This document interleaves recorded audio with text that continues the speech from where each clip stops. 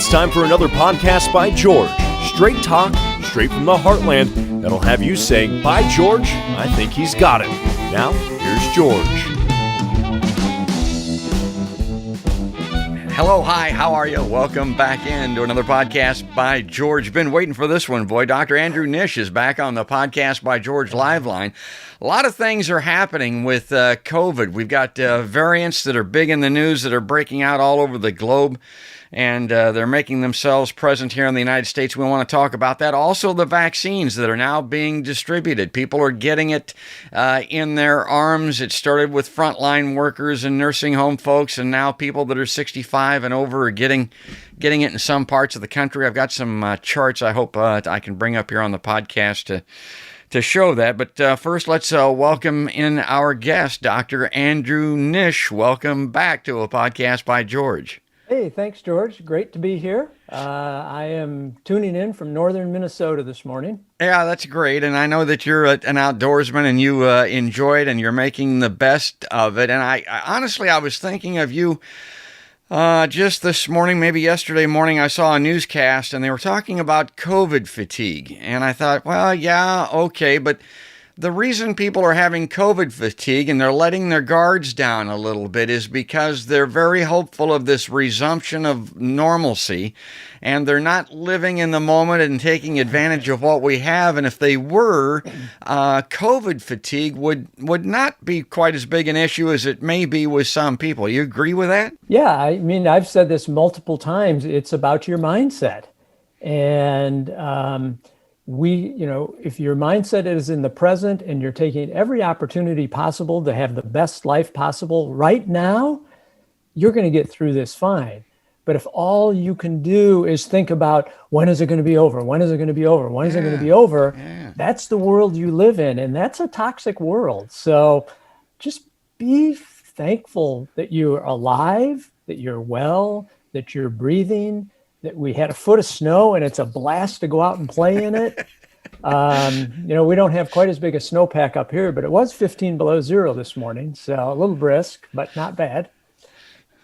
But yeah, it's all about living now and taking advantage of everything the world has to offer and not worrying about what you had a year ago, but what do you have now? And hopefully most of us have our health. Most of us have loved ones that are supportive. We all have access to the beautiful environment.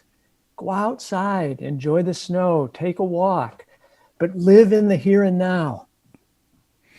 Because we don't know what the future is going to bring, do we? No, we don't. Hey, and you got to live for the moment, obviously. And I don't know, the future probably is going to be different. I think about it every time I go to the grocery store. I don't know how much, if ever, I'm going to go back in and shop in a grocery store the way that I used to traditionally.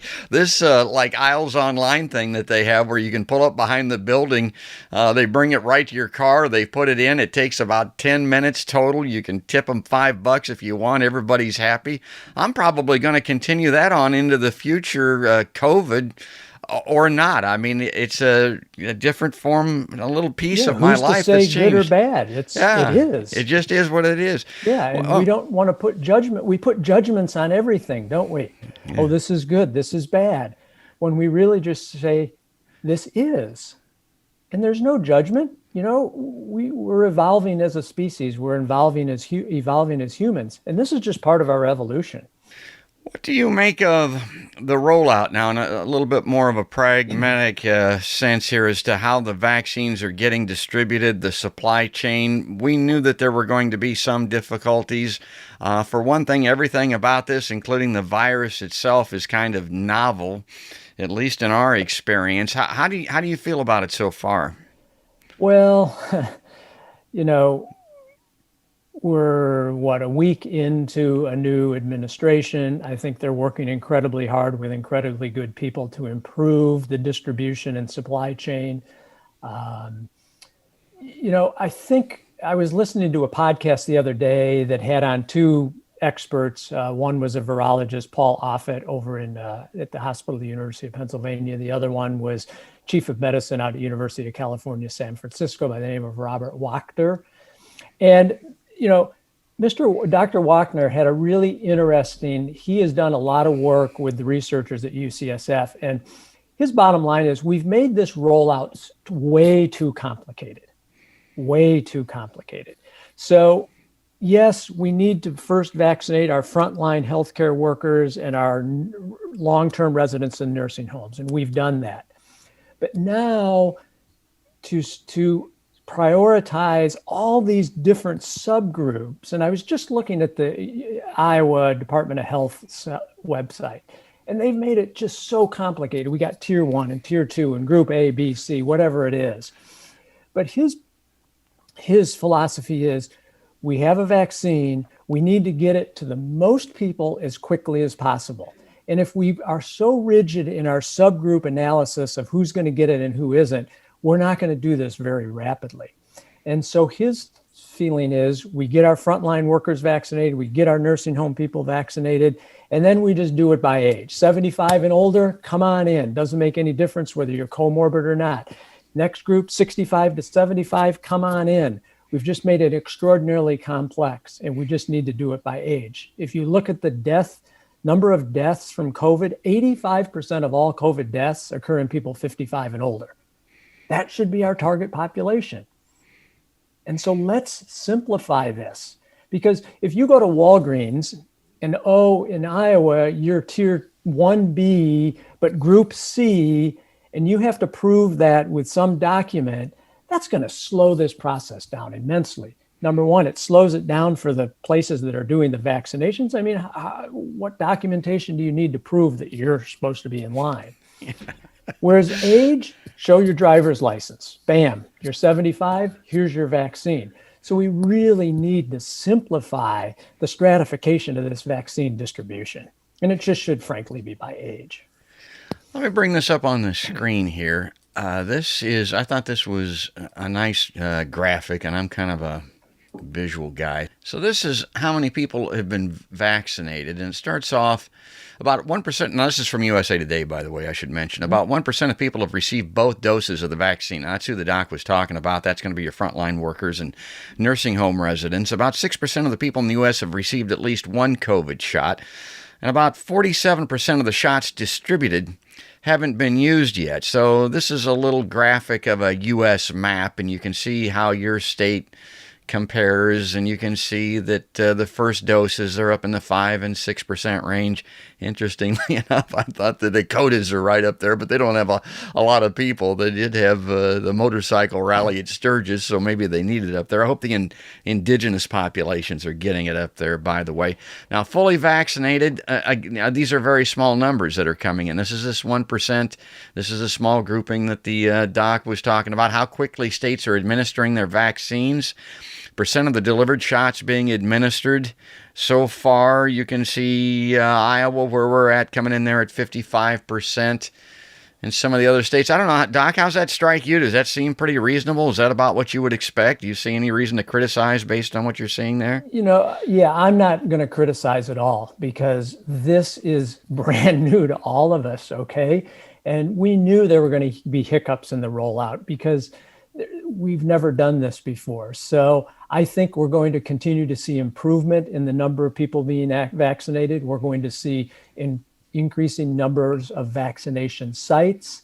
And this is only going to get better. The current administration is now purchased another, I think, 200 million doses from Pfizer of the vaccine. And so it really now is about supply chain. Can we produce the vaccine fast enough as we improve our ability to vaccinate? Really interesting. I think it was Sanofi who is going to work with Pfizer to let them have one of their production facilities to produce more vaccines. So we have two giant pharmaceuticals working together to crank up the vaccine rollout. J&J, we anticipate results from their phase 3 clinical trial next month. And so by March, maybe we have 3 viable vaccines in the mix. So we are going to get this we're going to get this handled. I think we just have to simplify who's getting it and who isn't. And people just need to be patient right now and accept that this is uncharted territory and your turn will come. Okay, your turn will come. The other thing that I think is happening, so for example, my father in Chicago got an email from Advocate Health. He's been in their system. They said, "Dear Mr. Nish, you're eligible for the vaccine." He's 90 years old, and they've signed him up Friday for a vaccine. So I think our healthcare institutions, once they get through their own, are going to be a very important part of rolling out the vaccine by getting a hold of their patients, particularly those that can be vaccinated at any given point in time, and get them vaccinated. You know, you got two ends of the spectrum. You got groups of people that are clamoring for this vaccine, wanting it at any cost and cheating the system if they can, trying to get it any which way. Then you got people that are reluctant, that maybe are going to refuse to take it. I call that kind of the reluctance curve. Now, initially, I think maybe with any vaccination program, you would expect to see that relatively high. And as more people get it and people do well with it, you would expect that curve to improve. Yeah. Is that kind of the way that you feel about it? I think so. I mean, I think a lot of people are going to be, well, you know what? I'm going to wait and see how my dad does or how my neighbor does. And if they're doing fine, as we realize the safety of this vaccination, as we realize the efficacy, I think that our uptake is going to improve. There's going to be a certain percentage of the population that isn't going to take any vaccine. And, okay, I guess that's their choice. But I think it will improve over time. We've got this group. It's small right now. It's going to grow. I mean, it's a 2-shot program with those first two, Pfizer and Moderna. So they're going to get their first shot, and then supply has to be there for them to get their second shot. I think with Pfizer, it's in 3 weeks. With Moderna, it's in 4 weeks. This may be something nobody knows for sure. I don't know that they ever had any guinea pigs for this, but what if those second doses aren't available within the recommended time frames, 3 and 4 weeks? Can you still get it after that? Or there's been lots of talk about that in the amongst scientists. And the feeling right now is if you don't get either of those vaccines within the 3 to 4 week time window, if you get it at 6 weeks or 8 weeks, probably going to make no difference. Mm. But what people have to remember, okay, this is the most important part of the messaging, is that one dose is not adequate. You have to get the second dose. Absolutely have to. They could say, well, if they're delaying the second dose, then one must be good enough. Not true. Not true. So we believe that delaying the second dose 6 weeks, 8 weeks is okay. There's going to be no degradation in the immunity that someone develops. But we have to make sure the messaging is appropriate. That second dose is absolutely essential to achieve the degree of immunity that was tested for in the studies. Let's talk variants a little bit. That's all over the news as well, and it's pretty frightening stuff. They're talking about some of these variants being more contagious, some of them being more deadly. It gets to me, it kind of sounds like whack-a-mole. I mean, which sounds like a pretty simple child's game, but I got to think, you can lose at whack-a-mole. I mean, is that where we're at right now? Are we just going to get vaccines and booster shots for variants ad infinitum, or the vaccines that we currently have, do you think, going to handle most of the variant problem? So, number one, this whole your whack-a-mole analogy. This is what viruses do, okay? They mutate, they adapt. And so we're used to mutating viruses. This is not unusual. A lot of the questions people have, we just don't know the answer to right now. So yes, there's 3 variants that are circulating. There's the UK variant, the Brazil variant, and the South African variant. It appears that all 3 of those are more contagious than the original coronavirus. There's been some debate whether the UK variant is actually more lethal. And, there's been newspaper headlines, 30% more lethal. I don't think we know yet, okay? It's going to take time. It's going to take studying numbers of people. Right now, at least the UK and the South African variant, it appears that the Pfizer vaccine and maybe the Moderna, I'm not sure, do elicit antibodies that take care of that. Whether they're as effective as the original against the original coronavirus, we're going to have to study and learn over time. So I don't think at this point we should panic and say, oh my gosh, we're going to have to develop another vaccine. It may turn out, as we learn more about these variants, that we develop a secondary strain that we put into the vaccine. So like, we have our flu vaccine, right? This year it's a quadrivalent vaccine, meaning it protects against 4 different variants of the flu. That may be the case for coronavirus vaccines in the long run. So again, we're going to keep studying this. We're going to keep analyzing this, and we'll understand more about this 3 months from now. So I can't predict the future, but right now, I don't think there should be panic.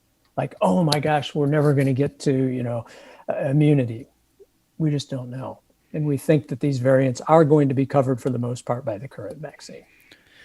Wanted to get in a couple of questions submitted by viewers before we run out of time here. And one of them has to do with this shedding thing that you and I have talked about since this first broke out. A lot of people have had coronavirus. Most people recover to some degree or another. A lot of people recover entirely. They have antibodies. You get the vaccine, you have antibodies. If you've got those, under either scenario, can you still pass the virus on to somebody else, or that's still not really known? So again, that's something under study. We believe that even if you've been vaccinated and have antibodies, you can still be infective, meaning that the coronavirus is still replicating in your nasopharynx and that you could shed that virus and infect someone else. Mm-hmm. But the viral load is less than if you didn't have that antibody. So we're not shedding as much virus. And that's the reason that we should all still be wearing masks. Even if you've been vaccinated, you should put a mask on, because you never know if you're shedding, if you've maybe been infected, but you've been infected, you may be infective, meaning shedding the virus at lower levels. So it's still important to wear masks until we answer these questions definitively, and that's only going to occur over time. Okay, so let's talk masks. That was another viewer question, actually, on this double masking. I'm thinking back to when you and I first started talking. You were talking about the different fabrics and the materials and the type of masks that you could have. And I don't know if you can tolerate it. It would seem to me anyway that 2 masks are going to be better than one. Hell, if you can tolerate it, 3'd probably be better than 1. Is that true? Well, that's sort of what we're talking about right now. There was just a paper published on that, and Dr. Fauci has commented on that. It sort of depends on the masks you wear. So, for example, the masks I wear are actually 3 layers already. There's 2 tightly woven cotton layers, and then there's a polyester layer in between. So the cotton layers are mechanical blockade to the virus. The polyester layer is an electrostatic blockade, meaning it has electric charge and it attracts the viral particle. There's so many masks out there, but it makes logical sense that if I have more layers of protection, then less virus can actually get in. The other really interesting thing that came out of this paper, though, is that when you're wearing 2 masks, there's probably better containment, meaning the masks fit tighter when you have 2 of them on. So should we all be wearing 2 masks? Probably not. If I'm going to the grocery store, I'm going to slap a mask on. Now, if I'm in an airport or an airplane for extended lengths of time, you know what? Maybe I'll throw my second mask on. Maybe I'll use a surgical mask on the bottom and a cotton mask or a cotton polyester mask on top. And so that may make sense if you're going to be in places for long periods of time where you have possible exposure. Okay, this is kind of a mass question. And I think of the Asian population in particular. They're good at this. They've been wearing masks for a long time. But you don't see them walking around with helmets on or goggles very often. I've had people ask, what about COVID in the eyes? And again, thinking about these variants that are more contagious, maybe the current strain or the original strain, that wasn't much of a risk, but if these new variants are more contagious, do we need to be concerned now about covering our eyes so that we don't get infected that way? I think that's appropriate for healthcare workers who are around people who have, are aerosolizing, meaning they're coughing or we're doing procedures. For the general person on the street, no, I don't. I think that's a minimal risk. Now, if you can't tolerate a mask, then a face shield is appropriate to keep you from spewing out the virus itself. But yeah, early in the course of this, there was this, quote, fomite transmission where we touched the surface and then we touched our eyes or our nose or other mucous membranes and we got the virus. Very minimal spread. This is a respiratory spread virus. So for the general population who's out there, I don't think you need to wear goggles and face shields. For the people who are working with these patients, the patients are coughing or they're doing procedures, that's still perfectly appropriate. And put you on the spot here a little bit. I don't know if you've had a chance to catch this or not. It was in one of the scientific journals, supposedly peer-reviewed. It has to do with this little squid sea animal of some type. Oh, yeah. And you're a cancer doc by trade, and this thing is used to create a cancer drug, which they say looks like it's going to be much more effective than remdesivir, what they're currently using to treat, not to vaccinate, but treat COVID. Have you seen that? And what do you make of that? Yeah, so the name of this is plitidepsin. Plitidepsin is from a sea squirt. It is used to treat it's approved in Australia has limited approval for the treatment of multiple myeloma. Now, the interesting thing about this drug is it does not attack the virus. It actually attaches to a protein in our cells that the virus uses to begin to hijack the replication system. So it really is a blockade of our own protein that interacts with the virus. Now, this has gotten headlines, but you have to remember, these studies have been done on cell cultures. So they've taken mouse cell cultures and they've taken human cell cultures, and they find that there's a very, very strong inhibition of viral replication in tissue culture. They've also done experiments with mice and have found that it decreases the amount of viral replication that happens in the mouse. Unfortunately, we have no human studies right now, okay? So we know from its approval for multiple myeloma that it has a good toxicity profile. It's been given with dexamethasone for multiple myeloma, and it does not appear to affect the efficacy of it at all. So we now have to translate the lab science of cell culture science and mouse science into human trials. So we're a long way from this drug being available for human use. We haven't even done the trials yet. But in the lab, it looks like it has a lot of promise. So it's not like remdesivir that actually kills the virus. This disrupts the viral's ability to hijack our own RNA transcription mechanism to let that virus replicate. Well, the first question I had when I saw it was, okay, it's in Australia. They use it for this form of cancer over there. Does it work for that? Do you have knowledge? Is it effective? What did you ever? You know what? I don't know what the efficacy is, so I don't know the answer to that. I've not investigated that. Is there any precedent for using like a sea squirt to develop a medicine that can? Oh, most of our medicines come from nature. Okay. Absolutely. I mean, most medications that we use are synthetically manufactured, but at some point in time, their lineage came from nature. Yeah. Okay. Not unusual at all. Well, that's great. And we're getting where we're out of time here. I kind of wanted to wrap up on this note as we kind of lurch along here. We're finding our way. Our political environment was crazy, as anybody that's been following my podcast can tell over the last year or so. We're trying to work through this. My question for you is lessons learned. So, and you mentioned this on the podcast prior, there's going to be another virus. We're going to have to go through protocol again. This is going to happen. Have we figured anything out this time that will make it easier to treat, administer vaccines, do this process in the future? Yeah, lessons learned. And, this is from my perspective, but lessons learned. Number one, we have tremendous health inequity in this country, and we have to do something about it.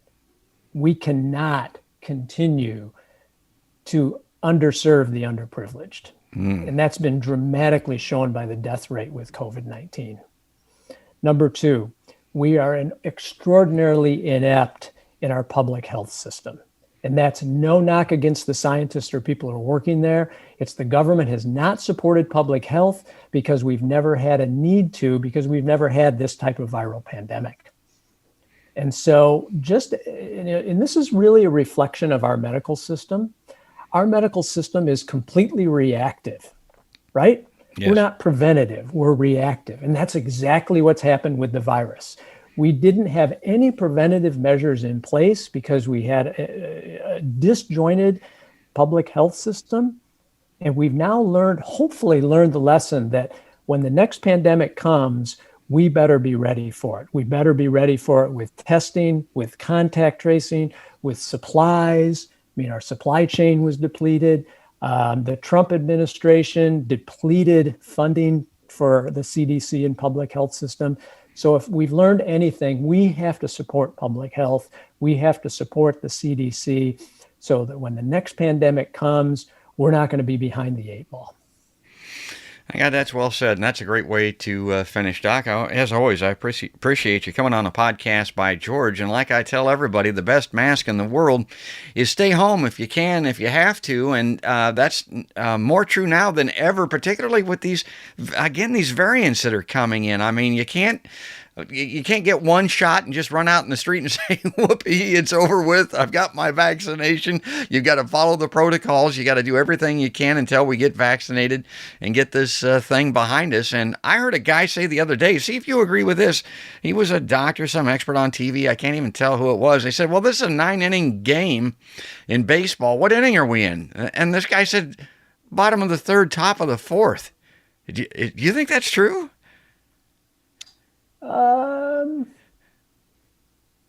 Maybe the fifth, maybe. Yeah. We might be halfway. You know, it really depends on how well we can vaccinate, to be honest with you. So, you know, when people say, well, are you planning any trips? I said, no, I'm planning nothing in 2021 because I don't think we're going to get to vaccination and herd immunity till late 2021, where we can really say, aha, we can do things. I was just reading the other day about Japan. Japan has the Olympics scheduled for July, but there's no way in the world with their vaccination program, they're going to develop herd immunity in their country before then. So even that's, to me, very questionable. You know, people always ask about travel. Well, you know, domestic travel, we may be in pretty good shape by the end of 2021. International travel, who knows? You know, it depends on countries. So you take a country like Israel. Israel is vaccinated, I think, between 25 and 30% of their population already. Other countries haven't even begun. So we just have to be patient. And we're going to live with this for at least another 9 months, maybe a year, meaning we're going to live with certain restrictions on our lives. We're going to be living with this coronavirus probably for the rest of your and my life. We're going to have to deal with it. And then we're going to have to deal with the next viral mutation that's potentially going to cause a pandemic.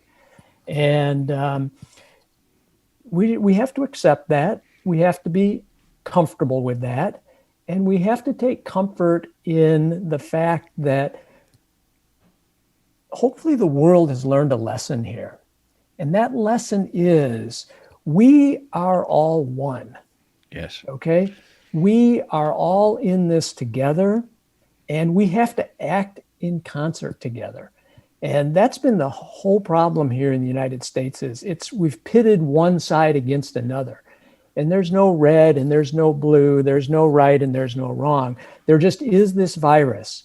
And we have to use the scientific knowledge that we've acquired to improve how we interact with this virus and how we handle the next pandemic. So. Wow, that's the last word. That guy knows how to close a podcast, folks. That's Dr. Andrew Nish on the podcast by George Liveline. Doc, thanks again for coming on. Thanks for having me. And go out and enjoy the snow. That's right. It's out there waiting for you, folks. And I hope you like Podcast by George. Again, I encourage everybody, particularly on Facebook, subscribe, ring the notification bell. Got a lot of followers on iTunes. The audio podcasts are extremely well listened to, and we've got a lot of viewers on Facebook as well.